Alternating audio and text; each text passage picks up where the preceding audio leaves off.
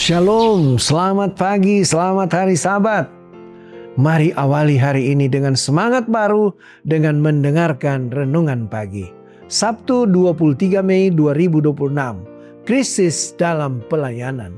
1 Korintus 9 ayat 14. Demikian pula Tuhan telah menetapkan bahwa mereka yang memberitakan Injil harus hidup dari pemberitaan Injil itu. Para pelayan Tuhan memang berurusan dengan hal-hal surgawi, tetapi mereka tetaplah manusia yang membutuhkan makanan duniawi. Dan untuk makan mereka perlu sumber penghidupan.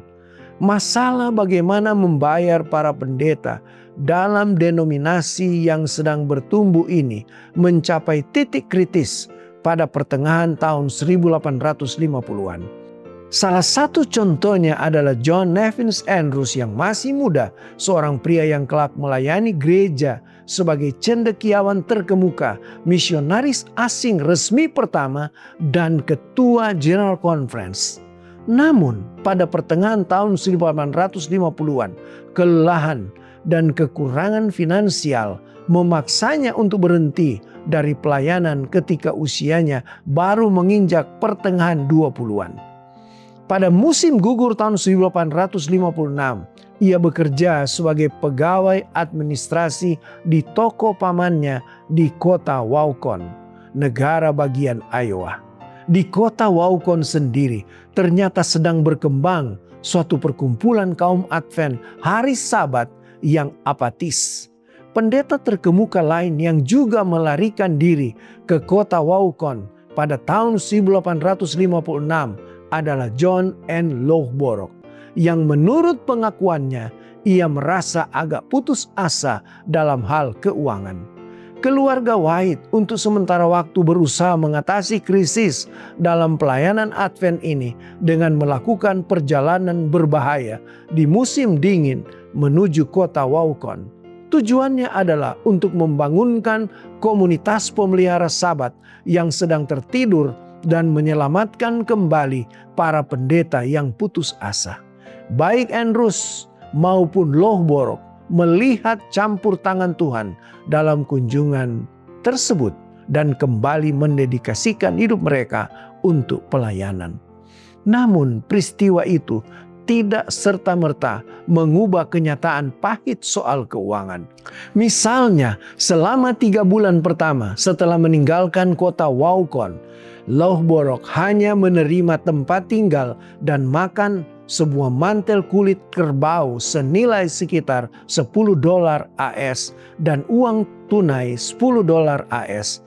Masalahnya masih jauh dari selesai. Setidaknya itulah kesimpulan Nyonya Loughborough. James White mengungkapkan kelelahannya. Saya lelah melihat pernyataan kekurangan di antara para pendeta dan permohonan dana lewat majalah review.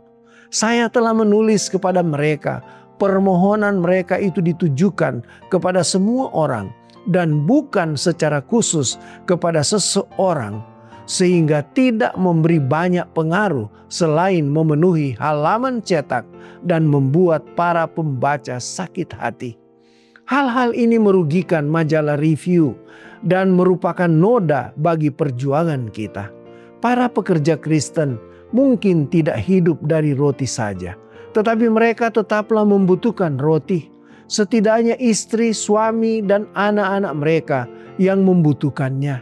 Paulus dengan jelas menegaskan bahwa mereka yang memberitakan Injil harus hidup dari pemberitaan Injil itu.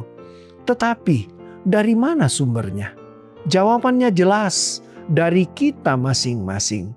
Saat kita menyediakan dana untuk mendukung mereka, kita ikut ambil bagian dalam berkat dari pekerjaan yang mereka lakukan. Tuhan, ajar kami untuk tidak mengabaikan kebutuhan para hamba-Mu yang telah mencurahkan hidup mereka bagi pekerjaan-Mu. Kiranya renungan di pagi hari Sabat ini dapat menjadi kekuatan bagi kita semua dan menjadi perenungan kita sepanjang hari ini. Amin. Mari kita berdoa. Terima kasih untuk kesempatan yang luar biasa bagi kami dapat merenungkan satu pelajaran yang indah ya Tuhan.